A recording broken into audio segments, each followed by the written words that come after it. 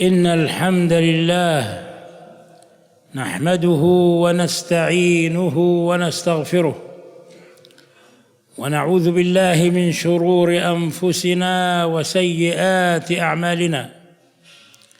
من يهده الله فلا مضل له ومن يضلل فلا هادي له، وأشهد أن لا إله إلا الله وحده لا شريك له، وأشهد أن محمدًا عبده ورسوله.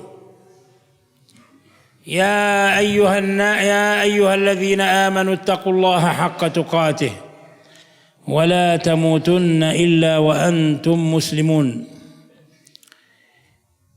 يا أيها الناس اتقوا ربكم الذي خلقكم من نفس واحدة وخلق منها زوجها وبث منهما رجالا كثيرا ونساء، واتقوا الله الذي تساءلون به والأرحام إن الله كان عليكم رقيبا.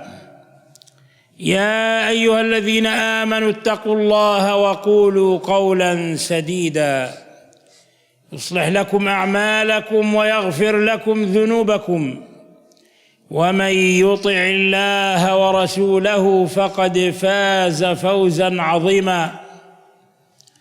أما بعد، فقد رأيت أن يكون عنوان هذه المحاضرة ونحن نستقبل ضيفا عزيزا لا يفد إلا مرة في العام تشرئب إليه أعناق المؤمنين وتتلهف إلى قدومه وحضوره، ويتعبد المؤمنون ربهم بتحري هلاله، وهو لا أقول من أعظم مواسم الخير، بل هو أعظم مواسم الخير على الإطلاق.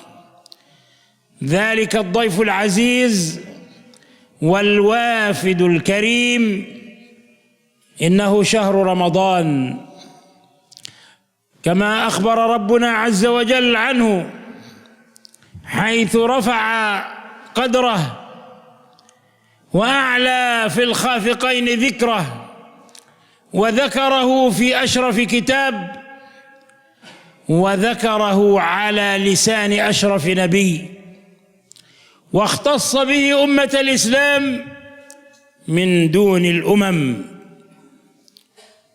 أضل الله عنه الأمم وهدى إليه أمة الإسلام. شهر رمضان الذي أنزل فيه القرآن هدى للناس وبينات من الهدى والفرقان. هذا الشهر العظيم الذي جعل الله صيامه فريضة، بل ركنا من أركان الإسلام وأحد مبانيه العظام، وجعل الله قيامه نافلة. فقال صلى الله عليه وسلم: من صام رمضان إيمانا واحتسابا غفر له ما تقدم من ذنبه، ومن قام رمضان إيمانا واحتسابا غفر له ما تقدم من ذنبه. هذا الوافد الكريم ينبغي أن نفرح بقدومه ولا تضيق قلوبنا بقدومه، إنما يفرح بقدومه المؤمنون ويتضجر من قدومه المنافقون، فيفرون منه مذعورين إلى خارج البلاد كي لا يضيق عليهم رمضان شهواتهم. أما المؤمنون فإنهم يفرحون ويستبشرون به ويهنئ بعضهم بعضا بقدومه، يهنئ بعضهم بعضا بقدومه. فقد هنأ النبي صلى الله عليه وسلم وكان يهنئ أصحابه بقدوم رمضان، حيث كان يقول لهم: أتاكم رمضان شهر مبارك. هذا هو الصحيح، شهر مبارك، لأن الله أنزل فيه القرآن، ولأنه شهر الرحمة والغفران، وشهر العتق من النار، كله رحمة وكله مغفرة وكله عتق من النار في كل لياليه، كما أخبر النبي صلى الله عليه وسلم: لله عتقاء في رمضان وذلك في كل ليلة. ليس كما يشاع بأنه فقط أوله مغفرة، أوله رحمة وأوسطه مغفرة وآخره عتق من النار، لا، بل كله رحمة وكله مغفرة وكله عتق من النار. كيف وفيه تفتح أبواب السماوات فينادي مناد من السماء: يا باغي الخير أقبل ويا باغي الشر أقصر. توقف يا باغي الشر، توقف، لا تصنع الشر في رمضان، ولا تفكر في فعل الشر في رمضان، لأن رمضان فرصتك ومناسبتك، لأن شهر رمضان موسمك، موسم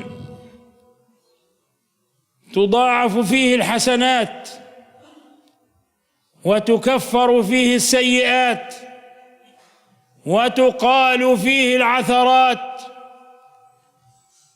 تفتح فيه أبواب الجنان وتغلق فيه أبواب النيران وتصفد فيه الشياطين أو مردة الشياطين حتى لا تخلص إلى الناس. تضاعف فيه الأعمال. فيه ليلة من حرمها حرم الخير كله، ألا وهي ليلة القدر.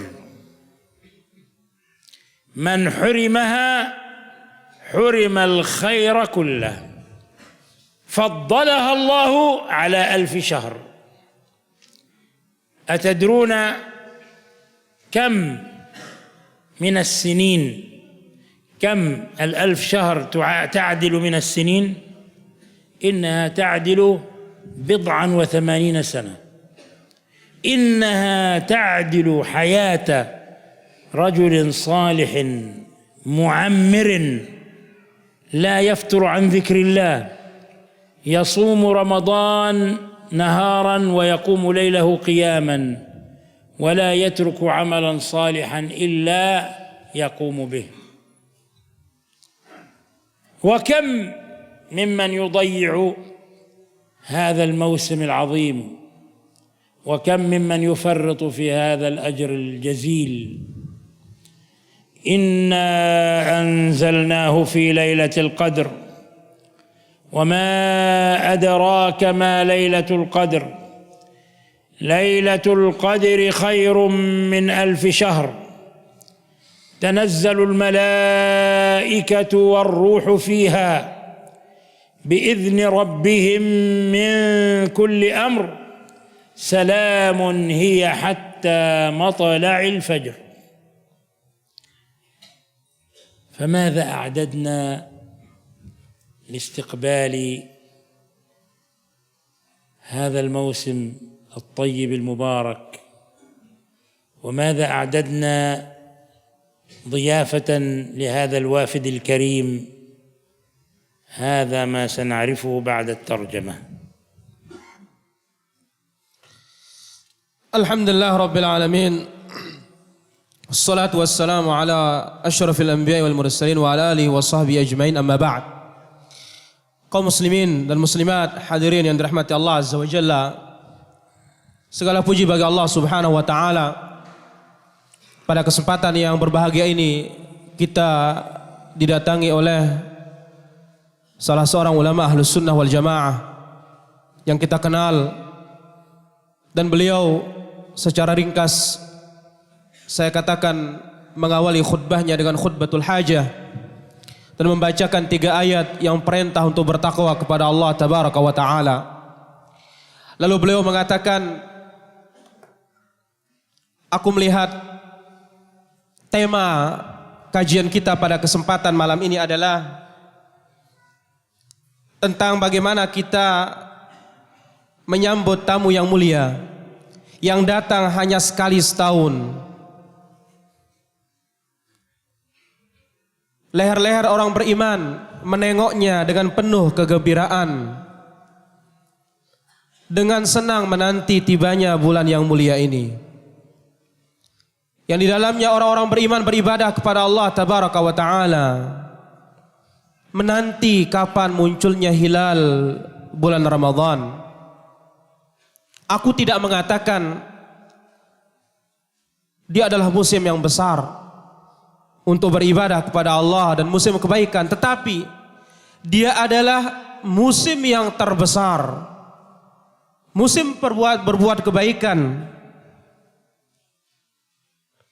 Di dalamnya Allah Azza wa Jalla berikan banyak kebaikan. Dia adalah tamu yang mulia. Dia adalah bulan Ramadan. Allah Subhanahu wa Ta'ala telah memberitakan kepada kita, Allah mengangkat nilai dan derajat Ramadan ini di atas bulan-bulan yang lainnya, yang telah disebut oleh Allah Tabaraka wa Ta'ala dalam kitab yang paling mulia dan disebut oleh Rasulnya yang paling mulia, yang dikhususkan oleh Allah Tabaraka wa Ta'ala bagi umat yang paling mulia, itu umat Islam, yang umat-umat sebelumnya tersesat padanya, dan Allah menunjuki umat Islam kepada bulan yang mulia ini. Allah Tabaraka wa Ta'ala berfirman dalam Al-Quran yang artinya bulan Ramadan. Padanya Allah Subhanahu wa Ta'ala menurunkan Al-Quran sebagai petunjuk bagi manusia. Di dalamnya ada penjelas-penjelas dan bukti-bukti kebenaran dari Allah Tabaraka wa Ta'ala.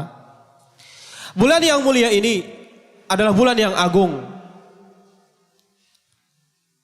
tamu yang mulia, yang Allah Tabaraka wa Ta'ala perintahkan kita, wajibkan kita untuk berpuasa di siang harinya, dan disunahkan bagi kita untuk sholat pada malam harinya, sebagaimana dalam sabda Rasulullah Sallallahu Alaihi Wasallam yang artinya, barang siapa yang berpuasa bulan Ramadan karena dorongan iman dan mengharapkan ganjaran pahala dari Allah Tabaraka wa Ta'ala, maka Allah Subhanahu wa Ta'ala mengampuni dosa-dosanya yang telah lalu.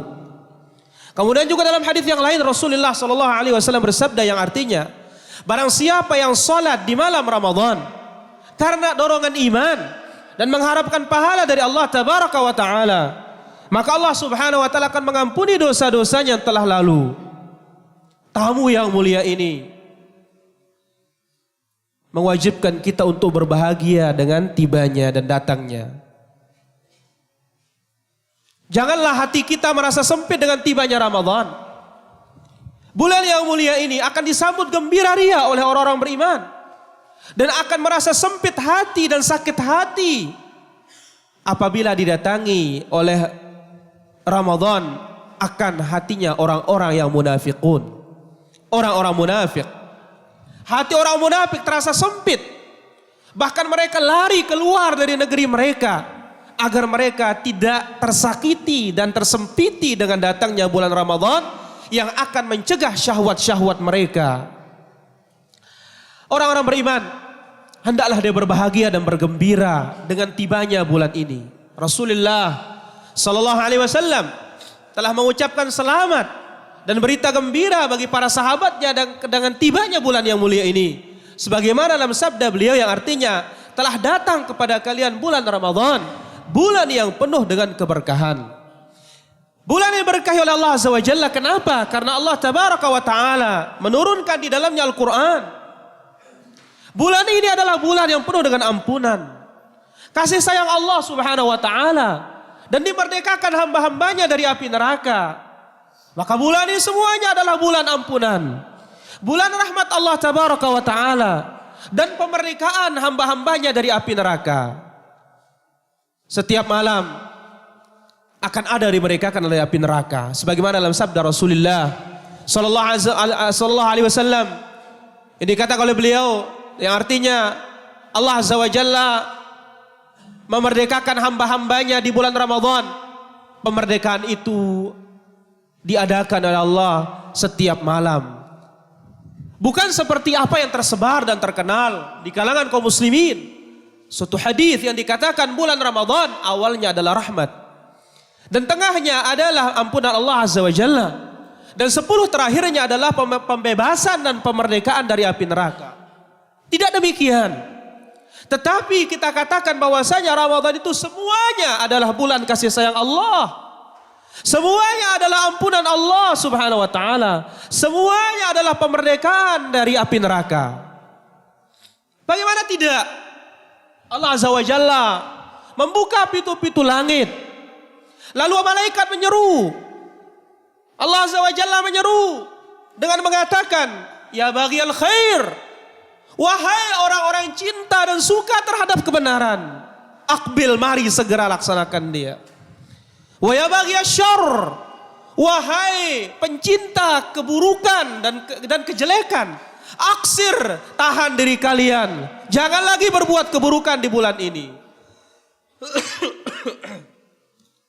Akhwan fiddin rahimani wa rahmakumullah.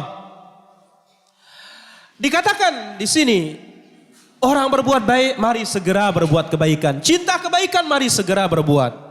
Tapi yang orang bersuka berbuat keburukan, jangan pernah berbuat dan jangan pernah berpikir untuk berbuat keburukan di bulan ini. Ramadan adalah kesempatan dan waktu dan musim yang di dalamnya Allah Azza wa Jalla lipat gandakan amal kebaikan, dan dihapusnya segala dosa-dosa oleh Allah Azza wa Jalla, dan ditutupnya kesalahan-kesalahan. Dibuka oleh Allah Azza wa Jalla pintu-pintu surga, dan ditutup oleh Allah Tabaraka wa Ta'ala pintu-pintu neraka. Kemudian Allah Azza wa Jalla akan membelenggu syaitan-syaitan. Dalam riwayat yang lain akan membelenggu setan-setan yang jago, yang hebat permusuhannya terhadap manusia. Agar apa? Agar jangan dia mengganggu manusia ini dari peribadatan kepada Allah Tabaraka wa Ta'ala. Sungguh Allah Azza wa Jalla melipat gandakan amal kebaikan di bulan Ramadan.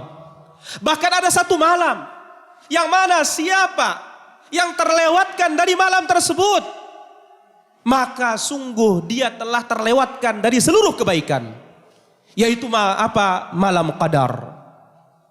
Allah Azza wa Jalla memuliakannya apabila seseorang beramal di dalamnya. Berapa keutamaannya? Yaitu 1000 bulan. Tahukah kita kira-kira 1000 bulan itu berapa tahun? Yaitu 80 sekian tahun. Yang mana ukurannya sama dengan kehidupan seorang laki-laki yang soleh, yang diberi umur panjang oleh Allah Tabaraka wa Ta'ala, yang mana kehidupannya tidak pernah sunyi dari zikrullah Azza wa Jalla, penuh dengan ketaatan kepada Allah Azza wa Jalla. Siangnya berpuasa, malamnya dia sholat berdiri di hadapan Allah Tabaraka wa Ta'ala. Maka siapa yang menyia-nyiakan musim ini, sungguh dia telah kehilangan pahala dan ganjaran yang begitu besar. Allah Tabaraka wa Ta'ala sebutkan dalam satu surat yang artinya sesungguhnya kami telah menurunkannya pada malam Qadar. Tahukah engkau apa itu malam Qadar? Malam Qadar adalah lebih baik dari 1000 bulan. Di dalamnya atau padanya di malam tersebut malaikat turun dan roh pun turun dengan izin dari Allah Tabaraka wa Ta'ala, membawa dan penuh dengan keselamatan dan ketentraman sampai terbitnya fajar.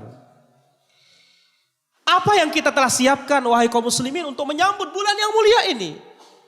Musim yang sangat indah dan penuh dengan keberkahan dan amal-amal kebaikan. Apa yang kita suguhkan terhadap tamu yang mulia ini? Ini yang akan kita jelaskan setelah kita mendengarkan terjemah yang kami bawakan ini. Tafadhal.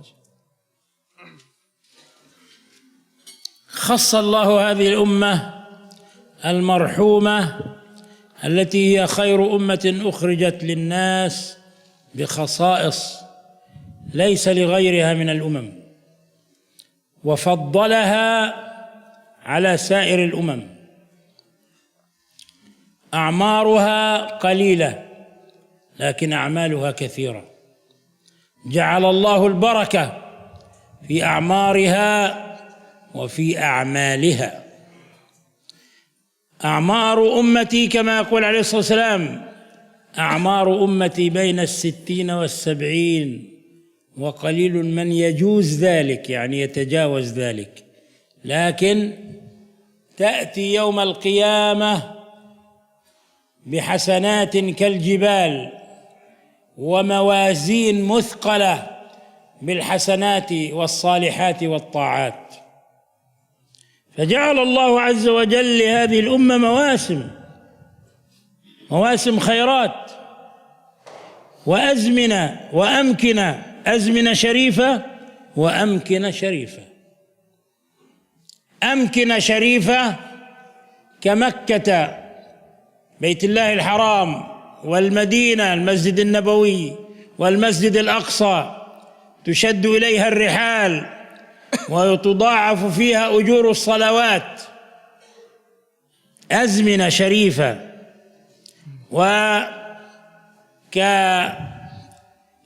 القدر وشهر رمضان والعشر الأواخر من رمضان والعشر من ذي الحجة والمحرم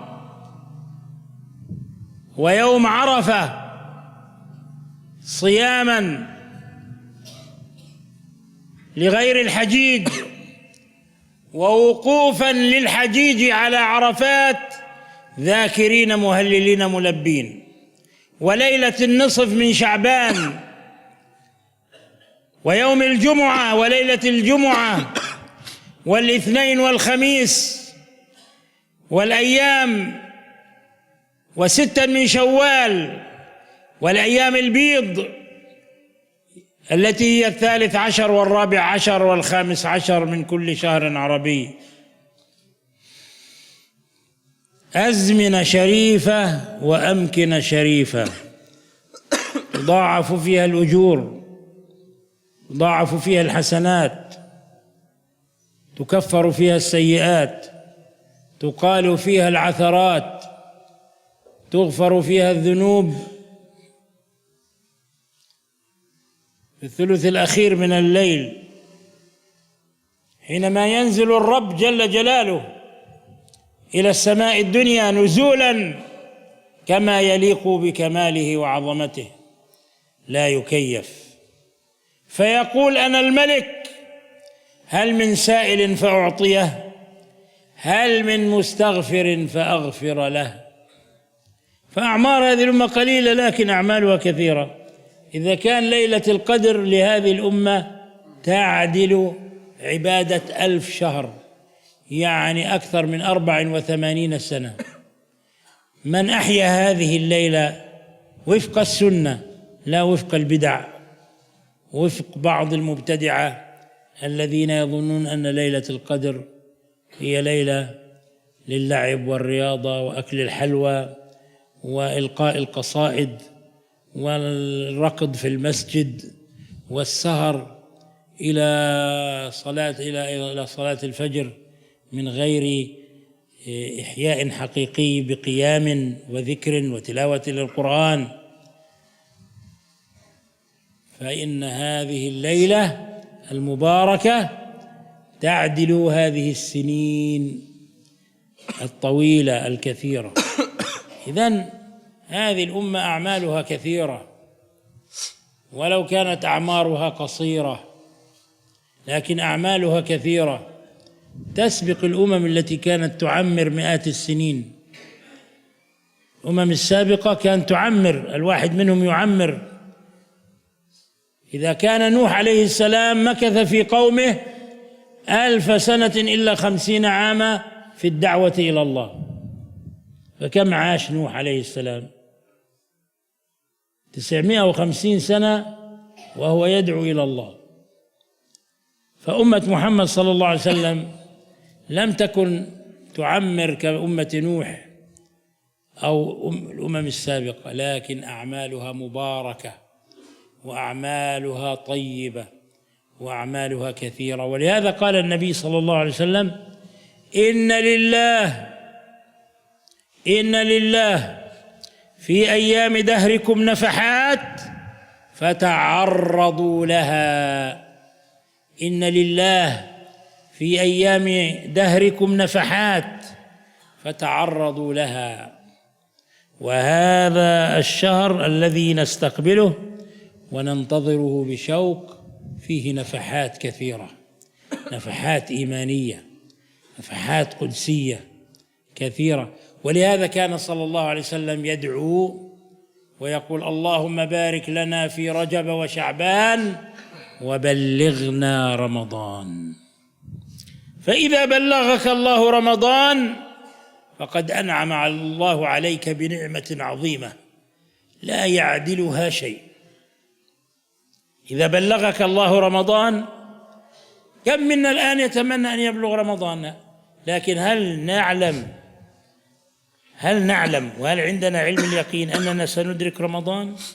لا ندري، لكننا ندعو الله سبحانه وتعالى ونقول: اللهم بلغنا رمضان وأعنا على صيامه وقيامه وبارك لنا فيه. هذه الدعوة ينبغي جميعا أن ندعو بها حتى نشهد رمضان، كما قال الله تعالى: فمن شهد منكم الشهر فليصم. وقال عليه الصلاة والسلام: صوموا لرؤيته وأفطروا لرؤيته فإن غم عليكم فأكملوا العدة. لماذا شرع الله لنا الصيام؟ لماذا كتب الله علينا الصيام؟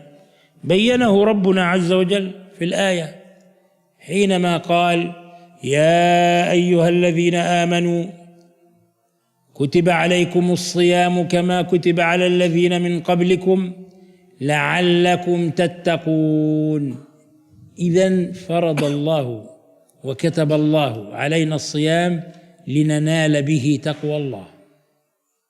فالصيام من أعظم ما يمكن المؤمن من نيل تقوى الله، والتي هي المقصود الأعظم، لأنه لن يدخل أحد الجنة إلا بتقوى الله، ولن ينجو أحد من النار إلا بتقوى الله.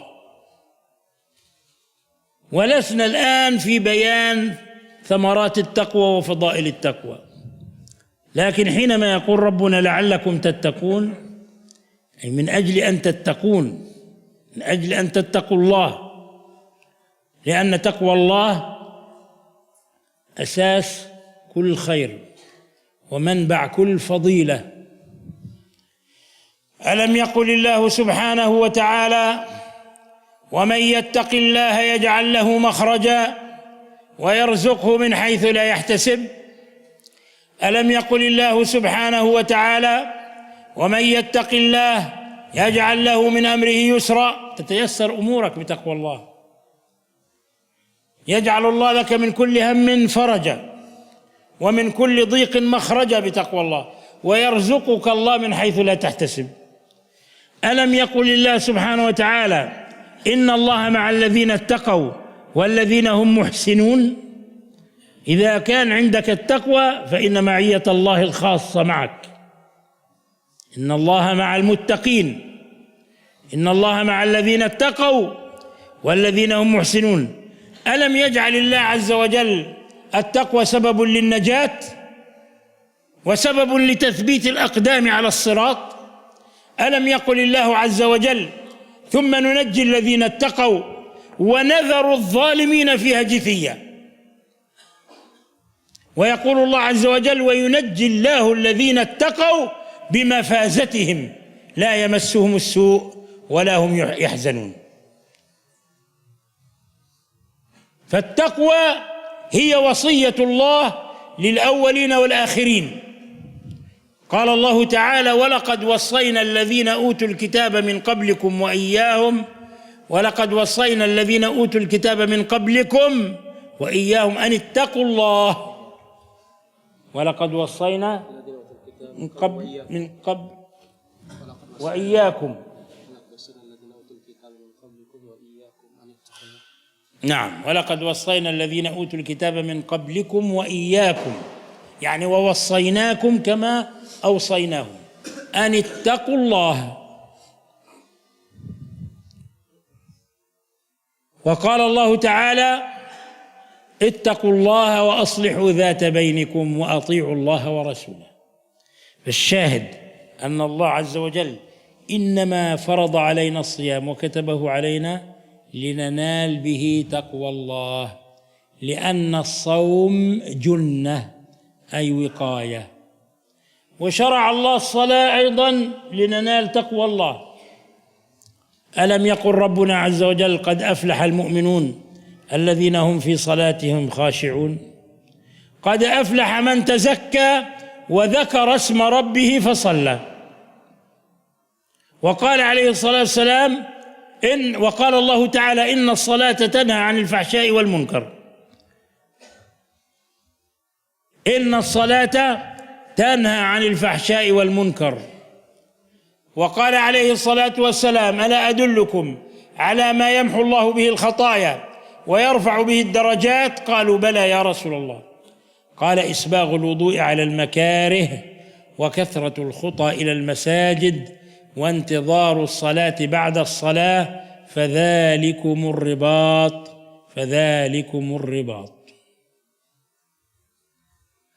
ألم يجعل الله عز وجل الحج سببا لنيل تقوى الله وتكفير الذنوب؟ بلى. قال الله تعالى: ولله على الناس حج البيت من استطاع إليه سبيلا. قال صلى الله عليه وسلم: من حج ولم يرفث ولم يفسق رجع من ذنوبه كيوم ولدته أمه. وقال: الحج المبرور ليس له جزاء إلا الجنة. ألم يجعل الله عز وجل فريضة الزكاة سبب لتزكية النفوس وتطهير القلوب؟ بلى. قال الله تعالى: قد أفلح من زكاها وقد خاب من دساها. وقال تعالى: خذ من أموالهم صدقة تطهرهم وتزكيهم بها. إذن كل العبادات شرعها الله بدءا بقول لا إله إلا الله، لأنه جاء في تفسير الذين لا يؤتون الزكاة قال: لا يشهدون أن لا إله إلا الله، لأن أعظم تزكية للنفس أن توحد الله عز وجل وأن لا تشرك به شيئا، وأن تشهد أن لا إله إلا الله وأن محمد رسول الله. بدءا بلا إله إلا الله محمد رسول الله، وانتهاء بحج البيت لمن استطاع إليه سبيلا. فكل العبادات التي شرعها الله إنما شرعها من أجل تهذيب النفوس وتطهير القلوب ومن أجل أن نيل تقوى الله سبحانه وتعالى. فهنا يقول عليه الصلاة والسلام في الحديث: إذا كان يوم صوم أحدكم فلا يرفث ولا يصخب، فإن سابه أحد أو قاتله فليقل إني امرئ صائم. يعني إن صيامي يمنعني أن أجهل مع الجاهلين وأن أسفه مع السفهاء وأن أفسد صيامي بأفعالي التي تخالف شرع الله تعالى.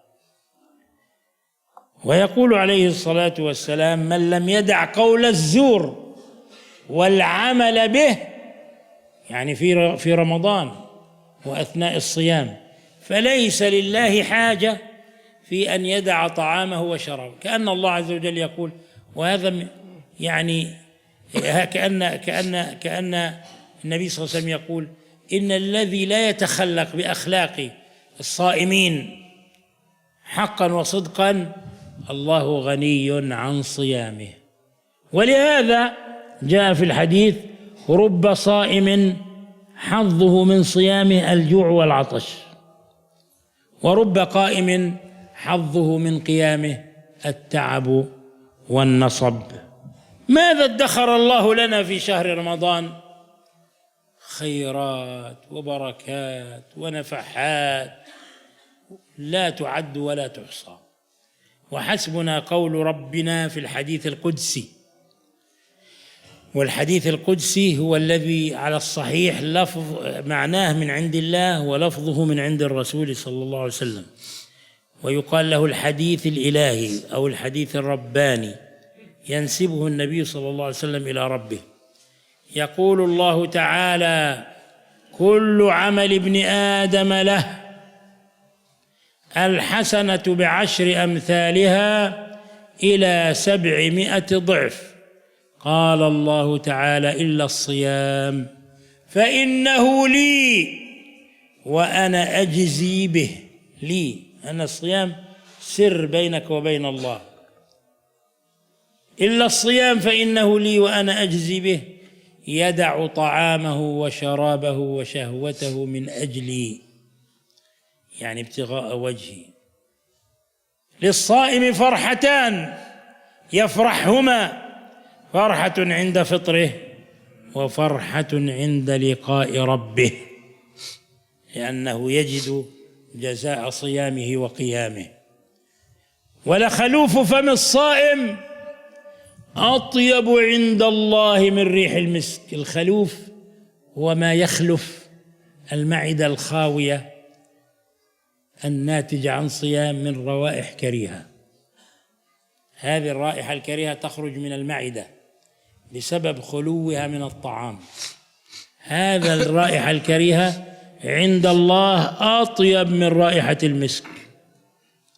لكن ليس معنى ذلك أنك تمتنع عن استعمال السواك، لأن هذه الرائحة الكريهة ليست مقصودة لذاتها، فيجوز استعمال السواك في أول النهار وفي وسط النهار وفي آخر النهار.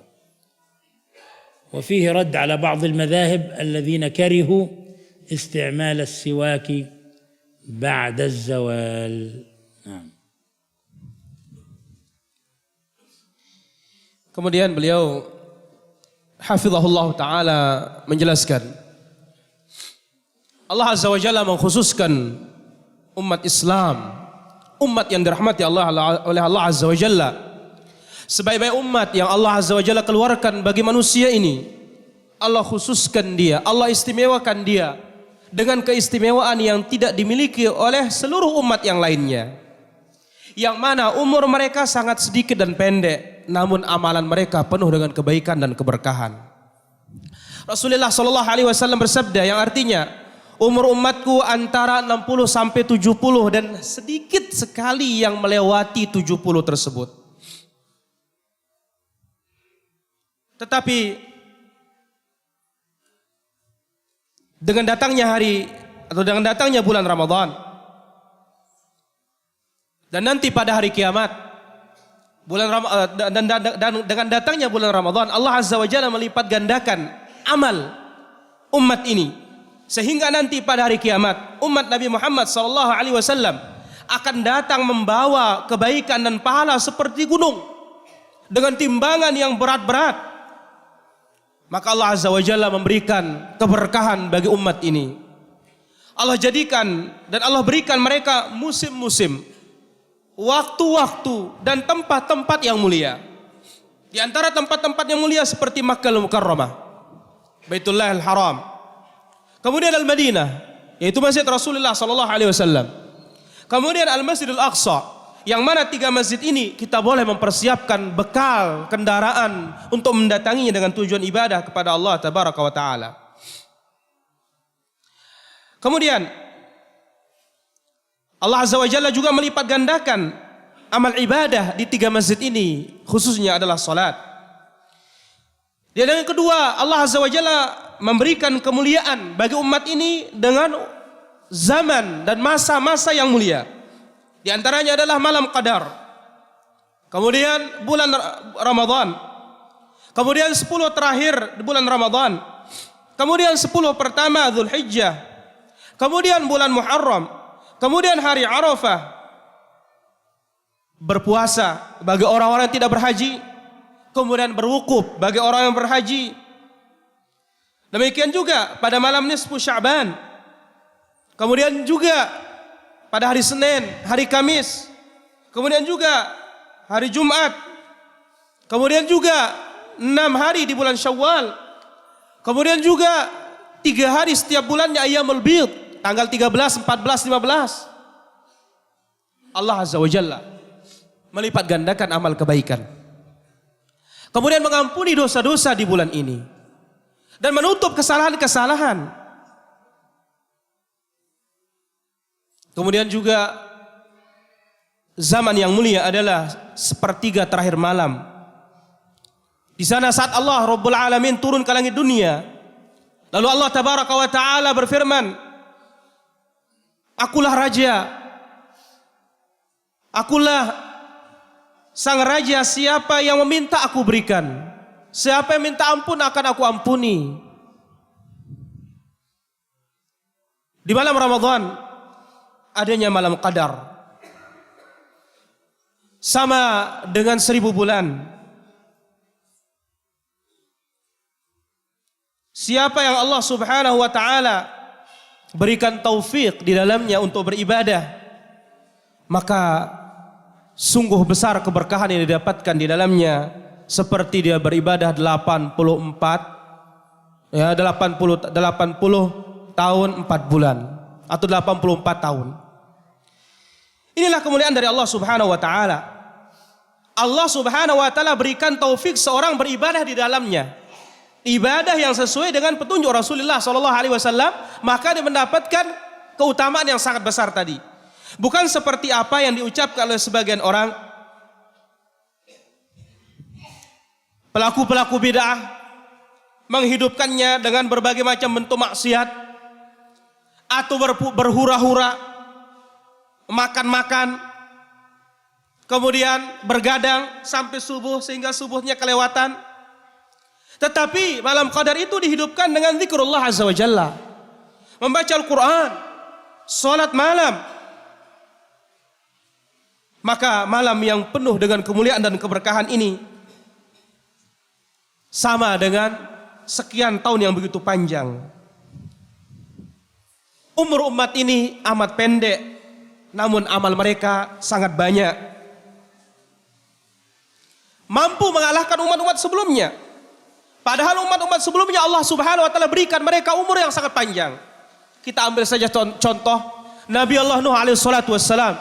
Dia berdakwah pada umatnya 1000 kurang 50 tahun, yaitu 950 tahun, mengajak kepada tauhidullah Azza wa Jalla. Umat Nabi Muhammad betul tidak diberikan umur yang panjang, tetapi mampu mengalahkan umat-umat yang telah lewat. Dengan apa? Dengan diberkahi amal ibadah mereka oleh Allah Tabaraka wa Ta'ala. Oleh karena itu Rasulullah sallallahu alaihi wasallam telah menjelaskan dalam sabdanya yang artinya, sesungguhnya Allah Subhanahu wa Ta'ala memiliki hari-hari yang di dalam hari-hari tersebut, dalam setahun itu pemberian yang istimewa. Maka manfaatkanlah pemberian yang istimewa tersebut.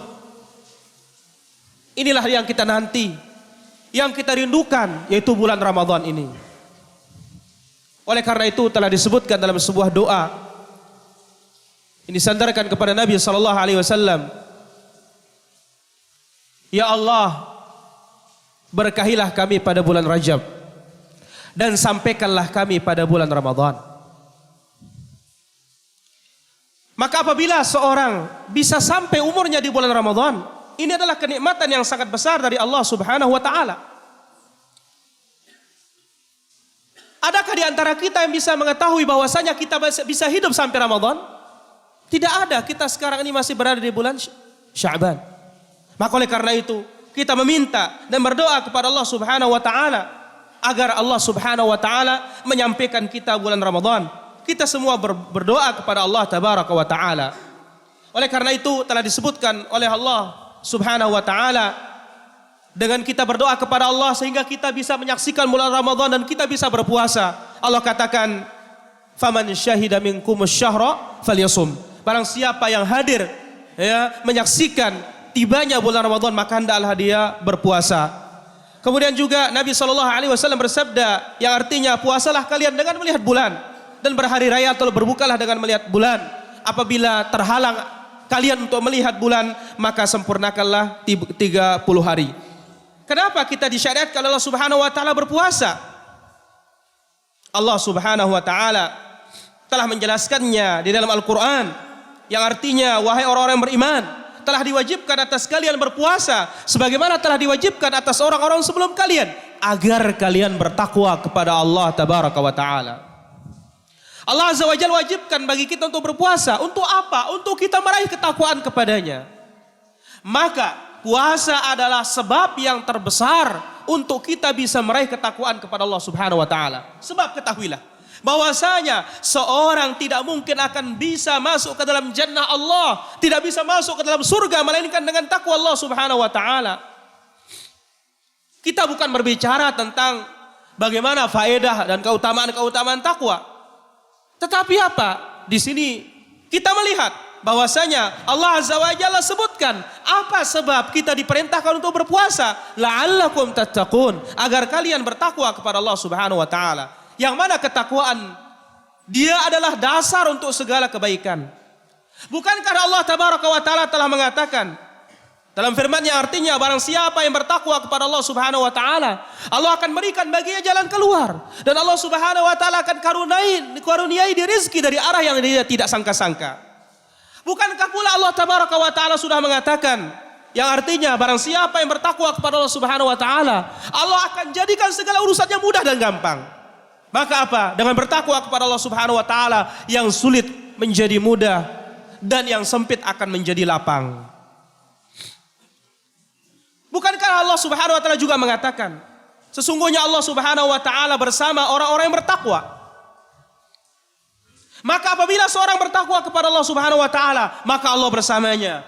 Dan Allah Subhanahu wa taala akan membelanya dan membantunya. Kemudian juga Allah Subhanahu wa taala jadikan takwa Allah, bertakwa kepada Allah Subhanahu wa taala adalah sebab keselamatan dan sebab ketegaran dan kekokohan orang ketika melewati as-sirat. Yang Allah Tabaraka wa taala sebutkan dalam firman-Nya, yang artinya kemudian kami selamatkan, kemudian Allah Subhanahu wa taala selamatkan orang-orang yang bertakwa dan dibiarkan orang-orang yang zalim, orang-orang yang kafir di dalam api neraka. Kemudian takwa Allah Azza wa Jalla merupakan wasiat Allah Subhanahu wa taala terhadap orang-orang terdahulu dan sampai akhir zaman.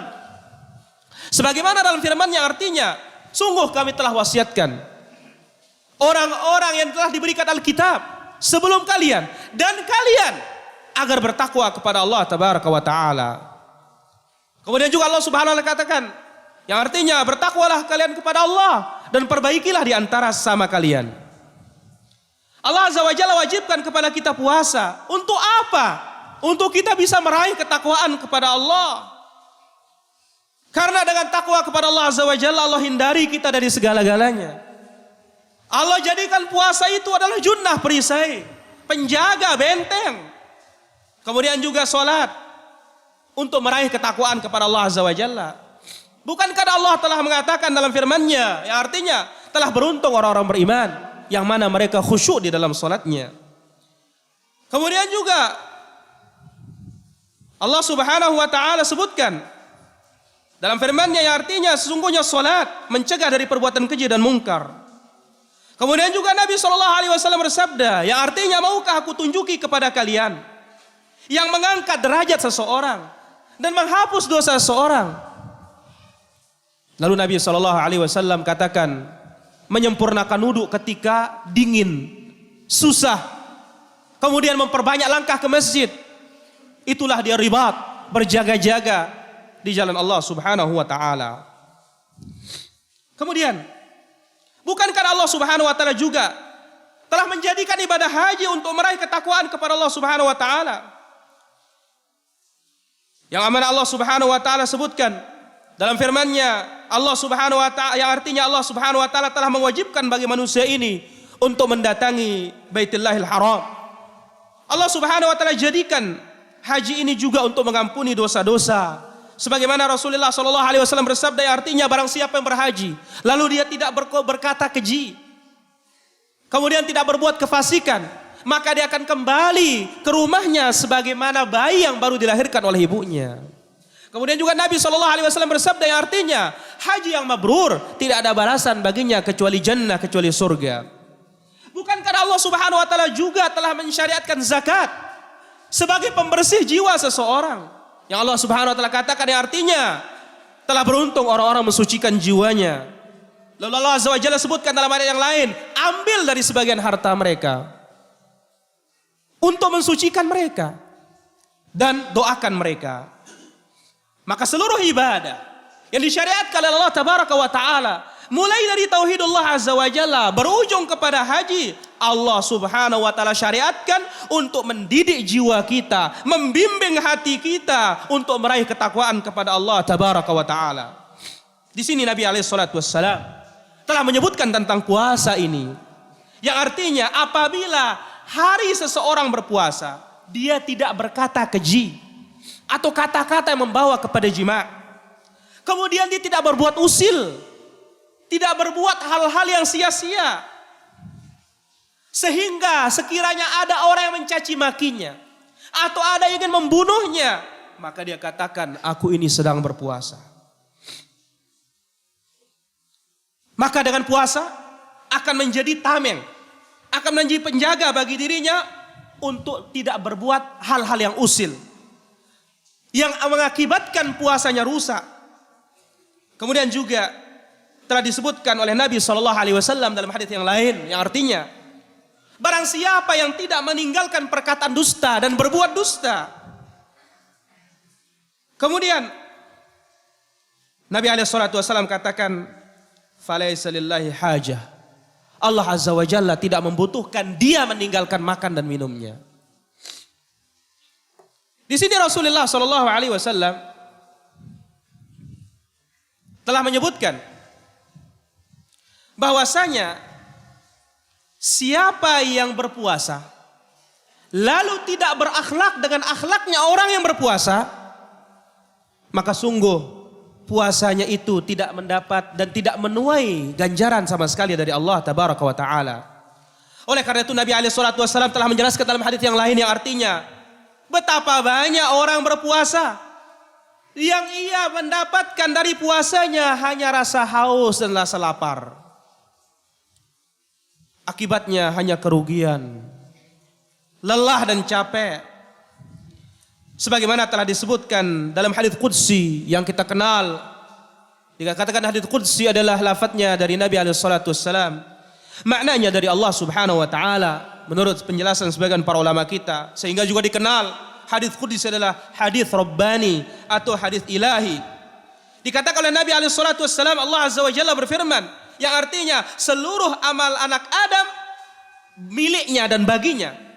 Satu kebaikan Allah Azza wa Jalla lipat gandakan dia menjadi 10 sampai 700. Kecuali puasa. Karena sesungguhnya puasa itulah milikku dan aku yang memberinya ganjaran. Kemudian dikatakan oleh Nabi sallallahu alaihi wasallam,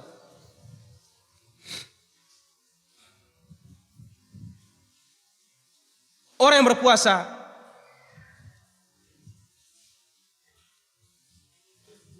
tidak meninggalkan makan dan minumnya, atau barang siapa yang berpuasa dia meninggalkan makan dan minumnya karena Allah Subhanahu wa taala. Kemudian orang yang berpuasa mendapatkan dua kebahagiaan dan kesenangan. Dia bahagia ketika berbuka dan bahagia ketika bertemu dengan Allah Subhanahu wa taala dengan membawa ganjaran pahala yang besar dari puasanya. Lalu Nabi SAW mengatakan bau mulut orang yang berpuasa lebih wangi di sisi Allah Azza wa Jalla dari wanginya kasturi. Yang dikatakan khulub adalah bau yang timbul dari perut yang kosong sehingga keluar dari mulut seseorang. Maka dengan demikian tidak boleh seorang terhalang untuk bersiwak ketika berpuasa. Karena siwak itu tidak akan mampu menghilangkan bau tersebut. Karena bau muncul bukan dari giginya, tetapi bau itu muncul karena perut yang kosong. Makanan yang telah masuk beberapa waktu lalu mengeluarkan uap, itulah yang dikatakan khulub. Oleh karena itu hadis ini juga atau di sini juga sebagai bantahan terhadap sebagian mazhab yang tidak membolehkan untuk bersiwak ketika telah tiba siang hari. Silahkan bersiwak kapanpun, pagi, siang maupun sore. كتب الله الصيام على كل الأمم ويؤكد ذلك قوله تعالى كما كتب على الذين من قبلكم فكل الأمم قبل أمة الإسلام كتب الله عليها الصيام لأن فيه تهذيب لنفوسها وفيه تقويم لاعوجاجها. لكن أمة الإسلام خصها الله كما قلنا بشهر رمضان، وخصها أيضا بأحكام خاصة في الصيام، ومن ذلك تبييت النية من الليل، ومن ذلك أكلة السحر. قال عليه الصلاة والسلام فصل أي فرق بين صيامنا وصيام أهل الكتاب أكلة السحر. أهل الكتاب لا يتسحرون وأهل الإسلام يتسحرون، ولهذا قال عليه الصلاة والسلام تسحروا فإن في السحور بركة. وقال عليه الصلاة والسلام تسحروا ولو على جرعة ماء فإنه طهور. وقال عليه الصلاة والسلام وقد أكد صلى الله عليه وسلم على السحور فقال هلموا إلى الغداء المبارك. وقوله فإن في السحور بركة هذه لا يدركها إلا المتسحرين، حيث يدركون صلاة الفجر مع الجماعة، وحيث يشهدون نزول الرب جل جلاله إلى السماء الدنيا فيدعون الله فيستجاب لهم، وحيث يدركون السحور المبارك فيستعينون به على صيامهم ويقودهم إلى نشاطهم في يومهم. بينما الذين لا يتسحرون لا يدركون صلاة الفجر في الغالب ولا يدركون هذا الطعام المبارك الذي يستعينون به على طاعة الله، ويبول الشيطان في آذانهم، لأنه ذكر عند النبي صلى الله عليه وسلم رجلا نام حتى أصبح، يعني حتى أذن عليه الفجر، لم يقم لليل قيام الليل، فقال عليه الصلاة والسلام ذاك رجل بال الشيطان في أذنه أو قال أذنيه، بال بول حقيقي. ذكر ابن علان الصديقي شارح رياض الصالحين قال استيقظ أحد الصالحين بعد أذان الفجر فوجد بللا في أذنيه، فوضع إصبعه في أذنه وجد بللا فشمه فوجد رائحة البول، ثم قال والله إن بوله لثقيل. فما ظنك بإنسان يبول الشيطان في أذنيه؟ كيف يكون يومه وكيف يكون حاله؟ والرسول صلى الله عليه وسلم يقول يعقد الشيطان على قافية أحدكم إذا هو نام 3 عقد، يضرب على كل عقدة يقول لهذا النائم: عليك ليل طويل فارقد.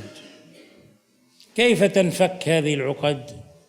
قال عليه الصلاة والسلام: فإن استيقظ فذكر الله انحلت عقدة، فإن توضأ انحلت عقدة أخرى، فإن صلى انحلت عقده كلها، وإلا أصبح خبيث النفس كسلان. فلا نتهاون بالسنن، لأن من تهاون بالسنن تهاون بالفرائض، لأن من تهاون بالسنن تهاون بالفرائض، ومن تهاون بالآداب تهاون بالسنن. فحينما يقول النبي صلى الله عليه وسلم: عجلوا الفطور وأخروا السحور، وفي حديث: لا يزال الدين ظاهرا ما عجلت أمة الفطور، وأمرنا بمخالفة اليهود أهل الكتاب، وأمرنا صلى الله عليه وسلم بتعجيل الفطور. فكان صلى الله عليه وسلم يراقب الشمس، فإذا نزل قرص الشمس أمر رجلا يصعد فوق على سطح البيت يراقب الشمس، يقول له: انزل اجدح لنا. ايش اجدح لنا؟ كانوا يدقون السويق، وهو القمح المحمص، البر المحمص، يدقونه ويضعون عليه السكر ويجعلونه في الماء ويشربونه، وهو من المفرحات ومن المرطبات، وهو الذي يناسب الصائم قبل إفطاره، فضلا عن تناول الرطب، فإن لم يجد الرطب فعلى تمر، فإن لم يجد التمر حسى حسوات من ماء. فهذه السنن يعلمنا النبي صلى الله عليه وسلم إياها لنعمل بها، ولنتميز عن أهل الكتاب الذين غضب الله عليهم وأضلهم الله. فينبغي أن نحافظ على هذه السنن، لأن فيه بقاء أمة الإسلام قوية ظاهرة.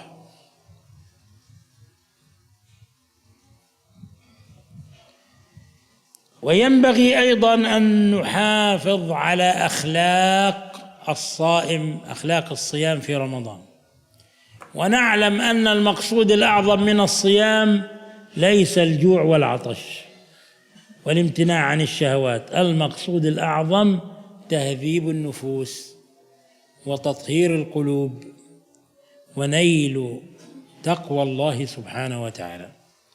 ولهذا نتذكر وإياكم قول النبي صلى الله عليه وسلم: من لم يدع قول الزور والعمل به فليس لله حاجة في أن يدع طعامه وشرابه. إن الله غني عن صيام ذاك الصائم الذي تسوء أخلاقه في أيام رمضان.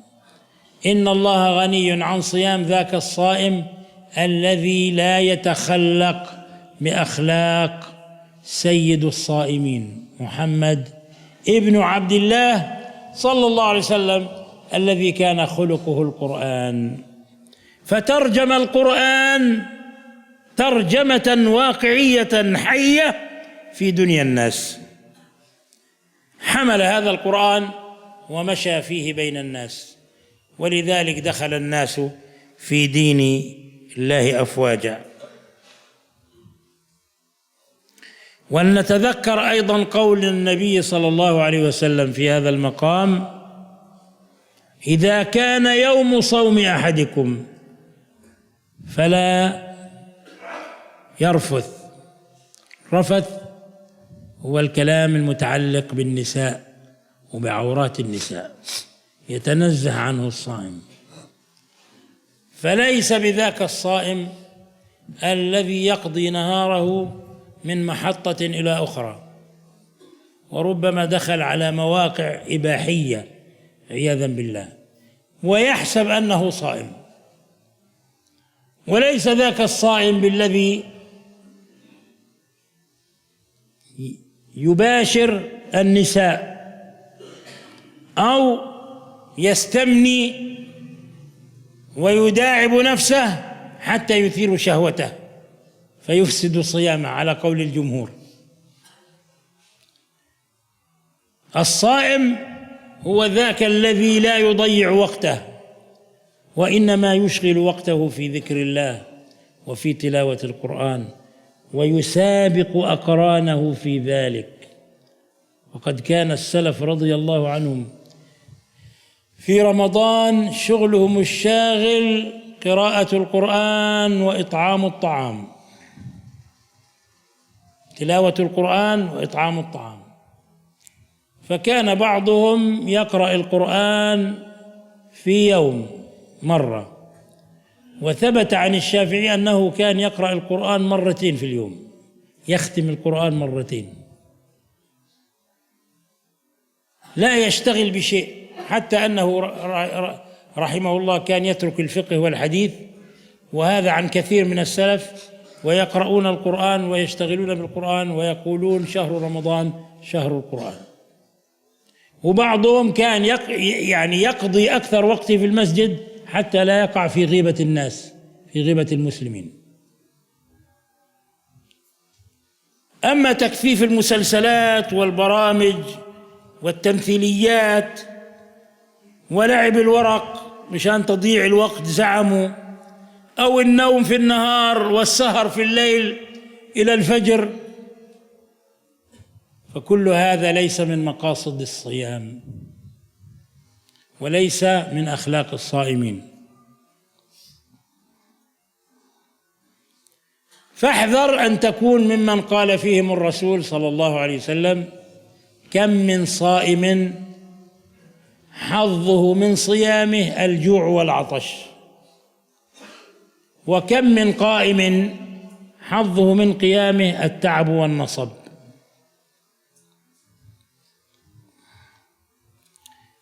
وتذكر أن النبي صلى الله عليه وسلم كان أعظم الناس جهادا في رمضان.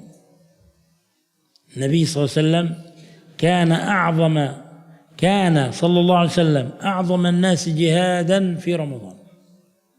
فكان صلى الله عليه وسلم يتلو كتاب الله ويصوم نهاره ويقوم ليله، حتى أنه صلى الله عليه وسلم كان يقوم من الليل حتى تتفطر قدماه، فتقول له عائشة: يا رسول الله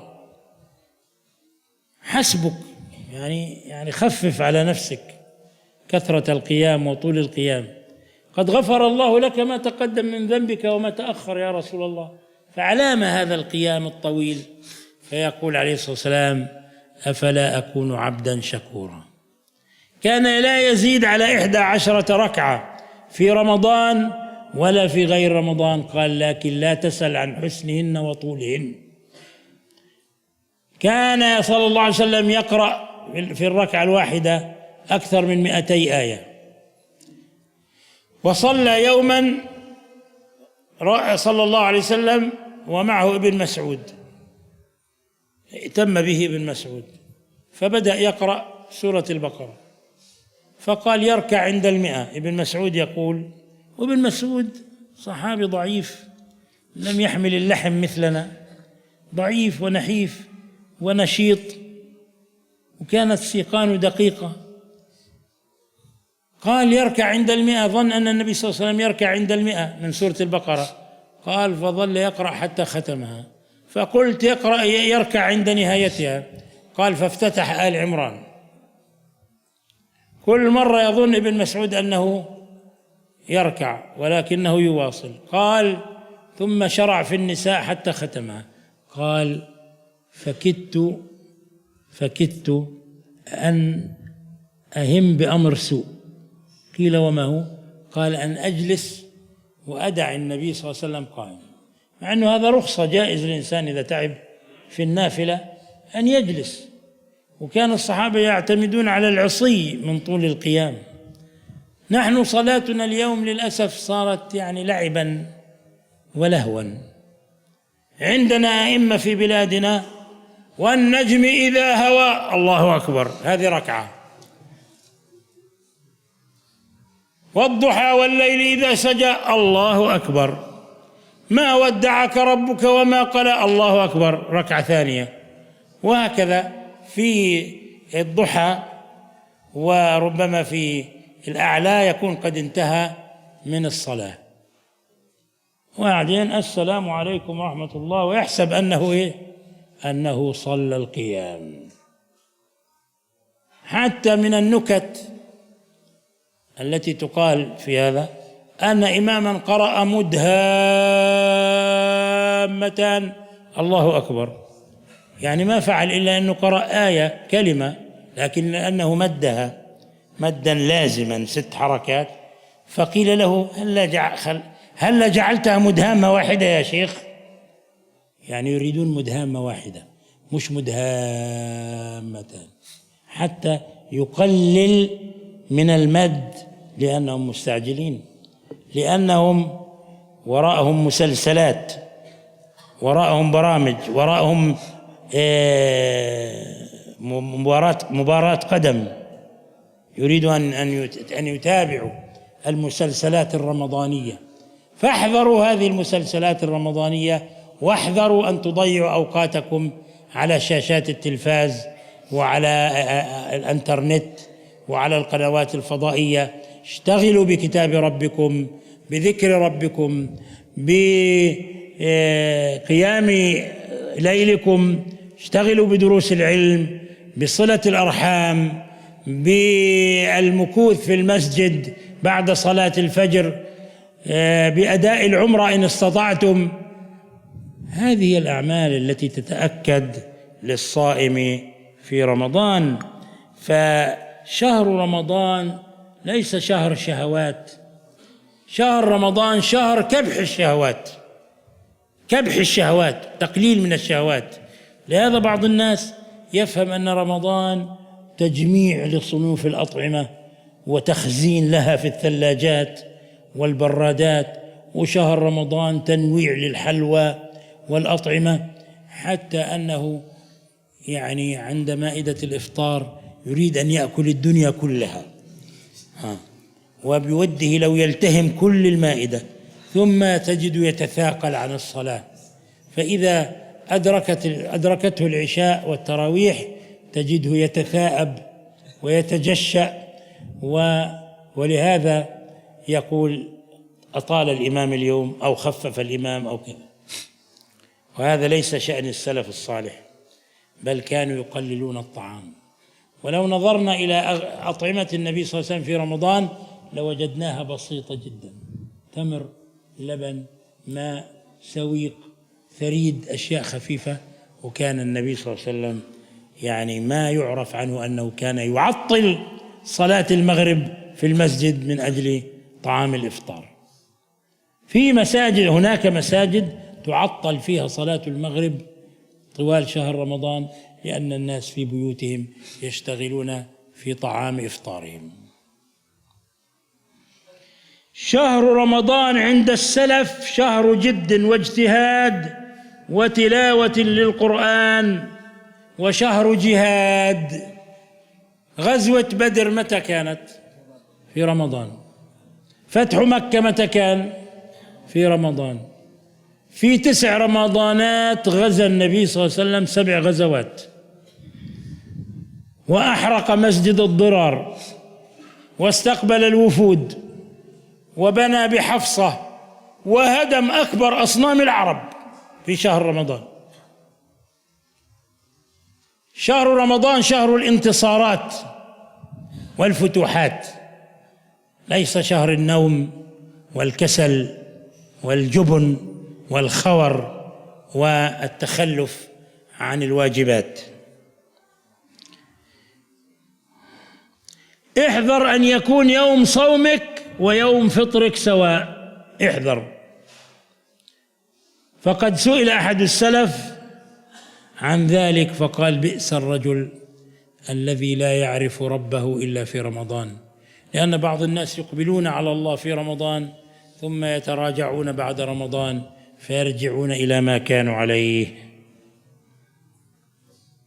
كان السلف يدعون ربهم 6 أشهر أن يبلغهم رمضان، فإذا بلغهم رمضان دعوا الله 6 أشهر أن يتقبل منهم رمضان.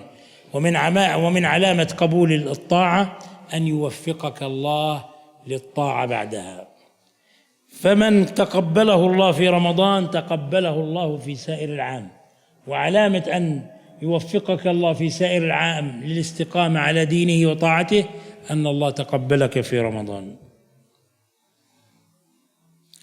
فرمضان مدرسة تربوية أخلاقية، مدرسة نتربى فيها على الطاعة والاستقامة. ولهذا ربنا قال: وتزودوا فإن خير الزاد التقوى. وشهر رمضان هو شهر التقوى. وبعض الناس عياذا بالله ينتكسون بعد رمضان. بعض الناس عباد اسمهم عباد رمضان، يقبلون في رمضان وما شاء الله تجدهم في الصفوف الأولى، بعد رمضان يعودون. لماذا؟ لأنهم كانوا مع الشيطان قبل رمضان، ولما أطلق الشيطان من عقاله ومن قيوده عادوا إليه بالأحضان، وكأنهم على موعد مع الشيطان. لأن الرسول صلى الله عليه وسلم أخبرنا أن الشياطين تصفد في رمضان، يعني تغل وتربط بالأغلال. فإذا انتهى رمضان انطلق الشياطين للإفساد البلاد والعباد. فمن وفقه الله للهداية والاستقامة بقي بعيدا عن الانحراف وبعيدا عن المعاصي. ومن لم يجاهد نفسه ولم يخلص في عمله يعود كما كان، فلا تراه إلا بعد عام في رمضان القابل. وهكذا دواليك، نسأل الله العافية. اللهم نسألك بأسمائك الحسنى وصفاتك العليا أن تبلغنا رمضان، وأن تبارك لنا فيه، وأن تعيننا على الصيام والقيام، وأن تعتق رقابنا من النار، وأن تنصر أمة الإسلام، وأن تمكن لها في الأرض، وأن ترينا في أعداء الإسلام عجائب قدرتك. أنت ولي ذلك والقادر عليه. أقول قولي هذا وأستغفر الله لي ولكم، وصلى الله وسلم على نبينا محمد وآله وسلم.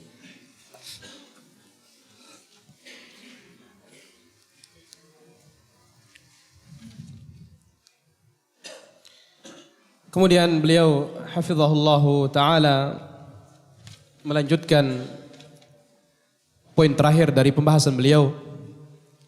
Allah Azza wa Jalla telah mewajibkan puasa atas setiap umat. Hal itu dikuatkan sebagaimana disebutkan dalam ayat Al-Quran, kama kutiba 'alal ladzina min qablikum, sebagaimana telah diwajibkan atas orang-orang sebelum kalian. Seluruh umat sebelum umat Islam, Allah Azza wa Jalla telah wajibkan mereka berpuasa. Karena apa? Karena puasa itu adalah membimbing dan mendidik jiwa setiap orang. Namun Allah Azza wa Jalla khususkan umat Islam dengan bulan Ramadan, dengan hukum-hukum yang khusus dan istimewa bagi mereka dalam berpuasa. Di antaranya adalah wajibnya untuk menginapkan niat sejak malam harinya. Kemudian juga Allah Azza wa Jalla, Nabi SAW perintahkan mereka untuk makan sahur. Sampai Nabi SAW mengatakan, pemisah dan pembeda antara puasa kita dengan ahlul kitab adalah makan sahur. Yang mana ahlul kitab? Mereka tidak makan sahur. Nabi SAW bersabda, makan sahurlah kalian, karena pada makan sahur itu ada keberkahan dan kebaikan. Kemudian juga Nabi SAW bersabda, makan sahurlah kalian meskipun hanya dengan seteguk air. Kemudian juga Nabi SAW bersabda, mari segera menuju makan pagi yang penuh dengan keberkahan. Keberkahan yang ada pada makan sahur tidak akan didapatkan dan tidak akan diketahui kecuali oleh orang-orang yang makan sahur saja. Yang mana diantara keberkahan makan sahur adalah, kalau dia makan sahur, dia bisa ikut sholat berjamaah di masjid, sholat subuh. Kemudian juga bagi yang makan sahur, dia bisa menyaksikan dan mengetahui turunnya Allah Tabaraka wa Ta'ala di sepertiga terakhir malam. Kemudian juga dengan makan sahur akan membantunya untuk semangat ketika dia berpuasa. Berbeda dengan orang-orang yang tidak makan sahur. Yang mana akibatnya kalau orang tidak makan sahur, subuh akan lolos. Kemudian dia tidak dapat makan yang membantunya untuk kuat berpuasa di siang harinya. Kemudian juga orang yang tertidur dari makan sahur sehingga sholat subuhnya pun kelolosan, maka syaitan akan mengencingi telinganya atau kedua lubang telinganya. Telah disebutkan oleh Al-Imam Ibnu Allan yang mensyarah kitab Riyadhus Shalihin. Telah tertidur seseorang sehingga tiba waktu subuh. Lalu dikatakan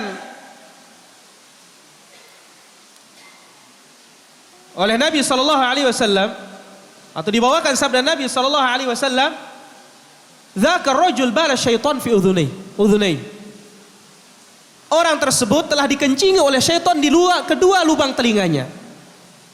Jadi Ibnu Allan membawakan sebuah kisah seorang tertidur sampai subuh, lalu diingat hadis tersebut dan dikatakan oleh beliau, inilah kencing yang sebenarnya, bukannya kencing fiktif. Lalu dikatakan telah bangun salah seorang soleh setelah subuh, lalu dia menemukan ada rasa basah di telinganya. Setelah itu dia memasukkan jarinya dan mencium air tersebut, ternyata benar kencingnya sangat bau, dan itulah kencingnya iblis. Maka dikatakan oleh orang ini, sungguh demi Allah kencingnya sangat berat, sangat pesing sekali. Maka bagaimana sangkaanmu tentang seseorang yang dikencingi telinganya oleh syaitan? Bagaimana keadaannya? Nabi SAW telah menjelaskan dalam sabdanya, syaitan telah meletakkan 3 ikatan di belakang kepala seseorang atau di leher seseorang, 3 ikatan. Setiap ikatan dipukul oleh syaitan sambil mengatakan, tidur, malam masih panjang bagimu. Lalu ketika seorang bangun dan berzikir kepada Allah Subhanahu wa taala, akan terputus 1 ikatan. Kemudian setelah dia berzikir, dia berwudu, akan terputus 2 ikatan. Kemudian setelah dia berwudu, dia sholat subuh, terputus ketiga ikatan tersebut, sehingga dia semangat untuk hidup dalam pagi harinya. Adapun orang-orang yang dikencingi oleh syaitan telinganya, maka apa? Dikatakan oleh Nabi SAW, dia di pagi hari akan menjadi orang yang malas dan jiwanya gundah gulana dan sengsara hatinya. Oleh karena itu jangan mengentengkan dan meremehkan sunnah Nabi SAW. Mengentengkan dan meremehkan sunnah akan membawa kepada pengentengan terhadap yang wajib. Dan juga Nabi SAW menjelaskan perbedaan dan keistimewaan puasanya umat Islam. Nabi katakan, ajjalul fitr, segeralah berbuka dan akhirkan makan sahur. Dengan kita segera berbuka, maka Allah Subhanahu wa taala akan memenangkan agama ini. Sebagaimana dalam sabda Rasulullah sallallahu alaihi wasallam yang artinya akan senantiasa agama yang akan menang terus ketika umat ini bersegera berbuka puasa dan memperlambat makan sahur. Allah Azza wa Jalla perintahkan kita untuk menyelisih ahlul kitab dalam hal berbuka, yang mana Nabi SAW ketika akan tenggelam matahari diperintahkan seseorang untuk naik ke tempat yang tinggi. Lalu setelah itu Nabi SAW katakan, turun, siapkan kami untuk berbuka. Itu roti atau syair gandum yang sudah kering, yang dibakar, atau roti yang sudah kering ditumbuk, ditambahkan dengan gula dan dengan air. Ini yang lunak dan bisa dan cepat dicerna oleh perutnya orang-orang yang berpuasa. Lebih-lebih kalau kita menggunakan rutab, kurma yang masih basah, atau menggunakan kurma yang kering dan beberapa teguk air. Inilah yang dituntun kita oleh Rasulullah SAW. Bagaimana hasil dan manfaat yang kita raih begitu besar, dan kita diperintah untuk menyelisih ahlul kitab. Maka jagalah petunjuk-petunjuk Rasulullah sallallahu alaihi wasallam. Dengan demikian Islam dan umatnya akan tegar dan kokoh di muka bumi ini. Kemudian hendaklah kita menjaga akhlak orang-orang berpuasa. Akhlak berpuasa. Bukanlah berpuasa hanya semata-mata untuk menahan haus dan dahaga, menahan lapar. Tetapi tujuan puasa itu sendiri adalah untuk mendidik jiwa kita untuk bisa bertakwa kepada Allah Subhanahu wa taala. Oleh karena itu mari kita renungkan sabda Rasulullah sallallahu alaihi wasallam yang artinya barang siapa yang tidak meninggalkan perkataan dusta dan berbuat dusta, maka Allah Subhanahu wa taala tidak membutuhkan ia meninggalkan makan dan minumnya.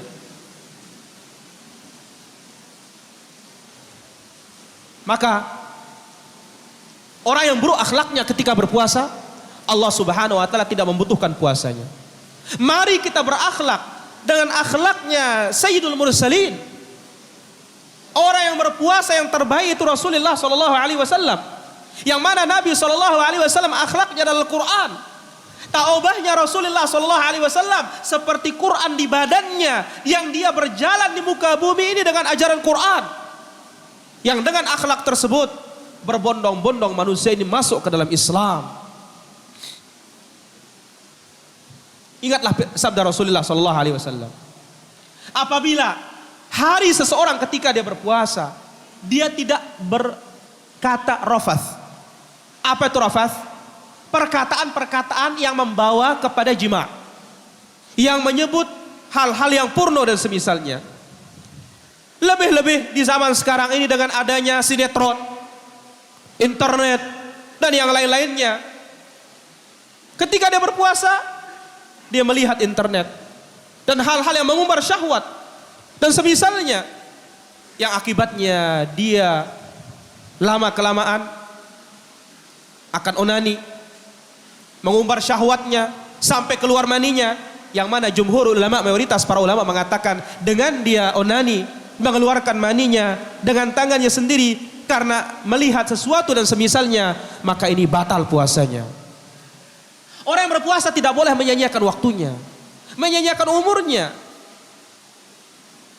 Orang yang berpuasa hendaklah memanfaatkan umurnya untuk bisa meraih ketakwaan kepada Allah dengan membaca Al-Quran dan mencari teman-teman yang membantunya untuk bertakwa kepada Allah Subhanahu wa taala. Dahulu para salafus salih radhiyallahu anhum ajma'in, mereka sibuk dengan membaca Quran. Mereka sibuk memberi orang makan. Bahkan seorang di antara mereka menamatkan Quran sekali dalam sehari. Bahkan telah disebutkan dari Imam Syafi'i rahimahullah ta'ala, beliau menamatkan Quran sehari itu 2 kali. Sehingga para salafus saleh ketika Ramadan tiba, mereka berhenti membicarakan hadis, mereka berhenti membicarakan fikih. Kehidupan mereka lebih banyak di masjid. Agar apa? Mereka takut jatuh dalam ghibah dan semisalnya. Di zaman kita ini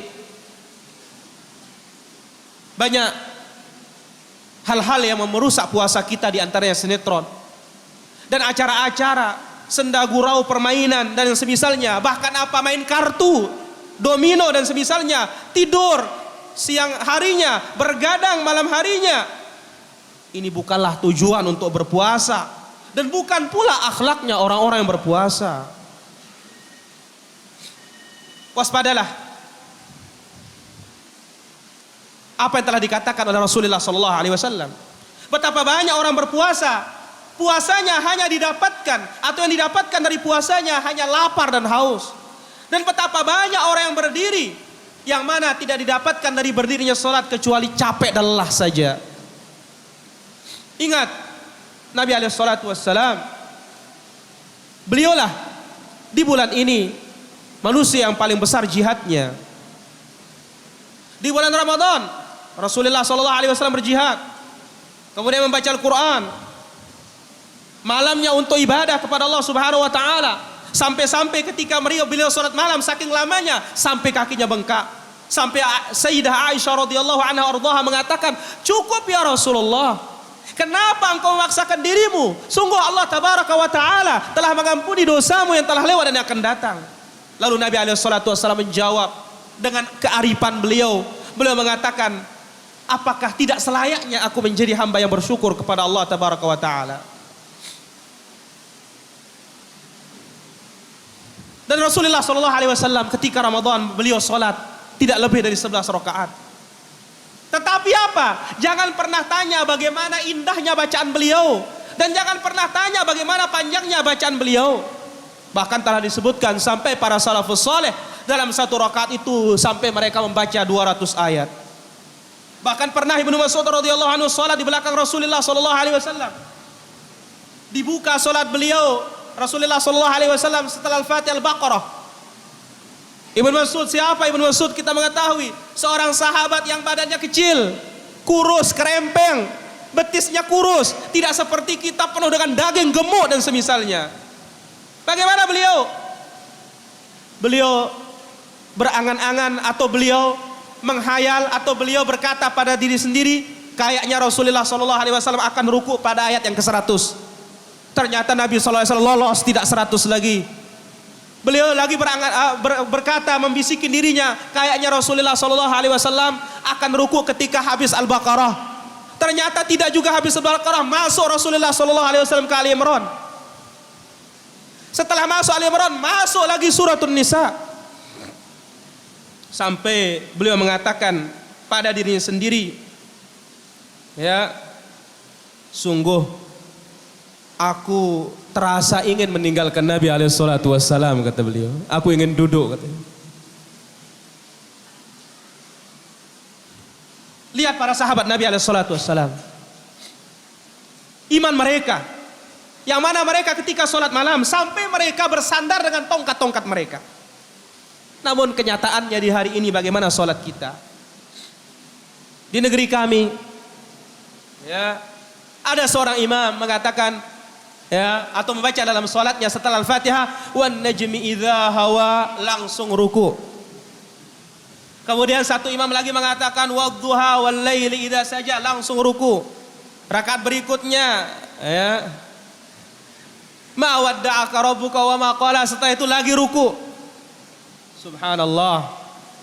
Sudah kita menganggap begitu dia salam, dia menganggap dirinya sudah sholat malam yang begitu hebat.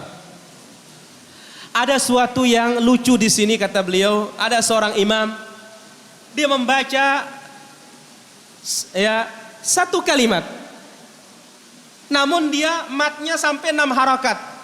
Mudahammatan. Setelah itu langsung ruku. Makmumnya mengatakan apa? Coba jangan mudahammatan 2 mudaham, katanya 1 saja sudah cukup, katanya. Kenapa? Karena dia ingin cepat-cepat nonton pertandingan sepak bola. Ingin cepat apa? Ingin lihat sinetron. Sungguh ini adalah menyia-nyiakan waktu, menyibukkan diri dengan hal yang sia-sia, menjauhkan kita dari Al-Quran dan mengingat Allah Subhanahu wa ta'ala. Ramadan adalah tempat untuk membaca Quran, zikrullah, salat, menyambung silaturahmi, diam di masjid. Sebegitu selesai salat subuh sampai terbitnya matahari, laksanakan umrah. Ini sangat utama ketika kita laksanakan di bulan Ramadan. Maka bulan Ramadan bukanlah bulan syahwat, tetapi bulan untuk memperkecil syahwat kita. Sebagian orang ketika dia berpuasa, dia letakkan di meja makannya seluruh macam bentuk makanan. Ada, ya, itu, ada ini. Sehingga ketika tiba waktu berbuka, seolah-olah dia ingin semuanya dunia itu masuk ke dalam perutnya. Bahkan bila perlu mungkin mejanya masuk. Lalu begitu dia sudah kenyang, dia malas untuk berangkat untuk sholat. Dan ketika sholat isya, dia sendawa, kemudian dia ngantuk dan semisalnya. Dan dia mengatakan kepada imamnya, ini imam ini terlalu panjang ayatnya. Dan ucapan-ucapan yang lainnya. maka bukanlah termasuk perbuatannya para salafus saleh. Kalau kita melihat bagaimana mereka dalam berbuka, makanannya para salafus saleh sangat sederhana. Apa makanan mereka ketika berbuka? Makanan mereka hanya kurma, yang kering maupun yang basah, ya, dan semisalnya. Dan tidak dikenal mereka gara-gara berbuka itu tidak ada sholat maghrib di masjidnya. Sehingga ada beberapa tempat ketika tiba maghrib, masjid itu sepi dari orang-orang sholat. Kenapa? Mereka sibuk untuk berbuka di rumah mereka masing-masing. Bulan Ramadan adalah bulan kesungguhan, bulan membaca Al-Quran, bulan berjihad. Perang Badar terjadinya di bulan Ramadan, dibukanya kota Makkah terjadinya di bulan Ramadan. Bahkan dalam 9 Ramadan Nabi SAW telah melakukan 7 atau 6 peperangan. Kemudian Nabi SAW banyak momen-momen yang dilakukan, momen-momen kebaikan pada bulan Ramadan tersebut. Oleh karena itu waspadalah, janganlah hari kita berpuasa hari sama dengan hari kita berbuka. Jangan samakan hari berpuasa dengan hari berbuka. Telah ditanya salah seorang salafus saleh tentang seorang yang mengenal Tuhannya hanya di bulan Ramadan. Beliau mengatakan bi'sar rajul, sungguh dia adalah orang yang terjelek, tidak mengenal Allah kecuali hanya di bulan Ramadan. Dahulu para salafus saleh mereka berdoa 6 bulan sebelum Ramadan agar mereka bisa sampai ke bulan Ramadan. Dan setelah itu mereka berdoa 6 bulan juga agar Allah Subhanahu wa taala bisa menerima amal mereka di bulan Ramadan. Yang mana apabila Allah Azza wa Jalla menerima amal kita di bulan Ramadan, maka ini pertanda bahwasanya kebaikan-kebaikan berikutnya akan kita raih. Maka satu kebaikan akan mengiringi kebaikan berikutnya. Ramadan merupakan sekolah dan pendidikan akhlak dan ketaatan dan istiqamah kepada Allah Subhanahu wa taala. Allah Tabaraka wa taala katakan dalam firman-Nya yang artinya, berbekallah kalian, sebaik-baik perbekalan adalah takwa kepada Allah Subhanahu wa taala. Bulan Ramadan adalah bulan takwa. Namun sebagian orang kita temukan di saat Ramadan dia sangat bersungguh-sungguh beribadah kepada Allah Subhanahu wa taala. Dan mereka dinamakan ahli ibadah di bulan Ramadan. Namun ketika Ramadan habis, mereka taubahnya kembali seperti semula, terjun dalam kemaksiatannya. Yang mana seperti disebut oleh Nabi SAW, ketika Ramadan tiba, setan-setan telah dibelenggu oleh Allah Subhanahu wa taala. Orang ini seperti itulah dia. Ketika Ramadan setannya dibelenggu, dia taat kepada Allah. Tetapi begitu selesai Ramadan, setannya dilepas, dia pun ikut lepas, tenggelam dalam setannya. Faliyadzubillah. Maka orang diberikan taufik oleh Allah Subhanahu wa taala dan diberikan keistiqomahan. Begitu Ramadan dia taat, selesai Ramadan pun dia terus bersungguh-sungguh dan berjihad, berjuang untuk tetap dalam ketaatan kepada Allah Subhanahu wa taala. Itulah dia apa yang disampaikan oleh Syekh Hafizahullah taala, dan berdoa kepada Allah, dan beliau berdoa kepada Allah Subhanahu wa taala agar Allah Subhanahu wa taala bisa menyampaikan kita di bulan Ramadan. Kemudian Allah Subhanahu wa taala memberikan kita kekuatan untuk berpuasa di siang Ramadan dan sholat di malam Ramadan, dan berdoa kepada Allah Subhanahu wa taala agar Allah Subhanahu wa taala memerdekakan pundak-pundak kita, leher-leher kita dari api neraka. Kemudian Allah Subhanahu wa taala memberikan kemenangan terhadap kaum muslimin dimanapun, dan Allah Subhanahu wa taala memperlihatkan kepada kita bagaimana kekuatannya pada musuh-musuhnya. Itulah dia di antara doa beliau hafizahullah taala, dan beliau mengakhiri dengan membaca salawat kepada Rasulullah sallallahu alaihi wasallam, keluarganya, kerabatnya dan pengikutnya sampai hari akhir. Wassallallahu ala nabiyina Muhammad wa ala alihi wa sahbihi wasallam. Walhamdulillahi rabbil alamin.